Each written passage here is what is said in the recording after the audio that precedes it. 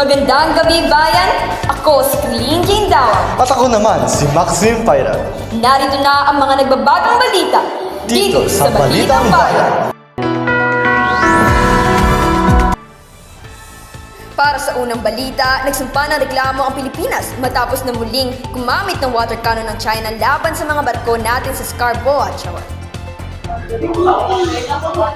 Ayon sa ulat ng Philippine Coast Guard, tinamaan ng malakas ng bugso ng tubig ang BRP Datu Gumbay Fiang dahilan para masugatan ang isang tripulante.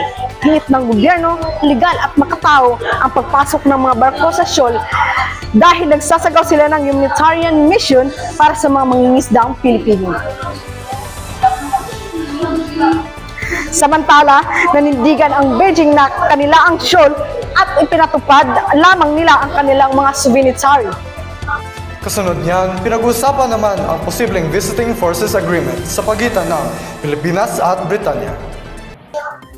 Nagpulong ngayong linggo sina Defense Secretary Gilberto Teodoro at ang British Defense Secretary tungkol sa mas malawak na military cooperation.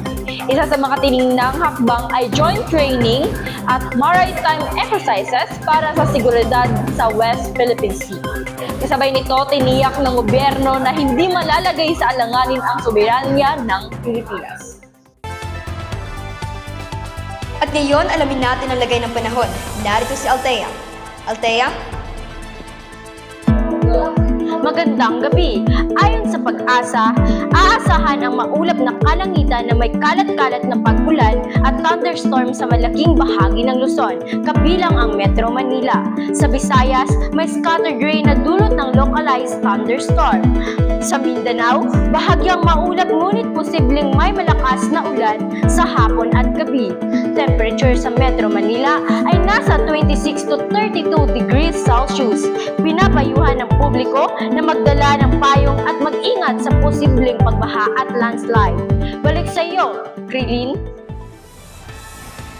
Samantala, binuksan ng Malacanang ang malawakang investigasyon sa flood control projects matapos madiskubre ang umano'y 545 bilyong umunumalya. Ayon sa Pangulo, hindi pa lalagpasin ang sinumang sangkot kahit kalyado. Ilan sa mga proyekto ay nadiskubring hindi natapos o ghost project lamang. Nagpahayag din ng suporta ang simbahan, civil society at akademya at nakatakdang magsagawa ng protesta sa September 21 sa Luneta para igiit ang transparency at accountability sa pamahalaan. Matapos ang seryosong balita, ito naman ang mas magaan. Precious, ikaw na.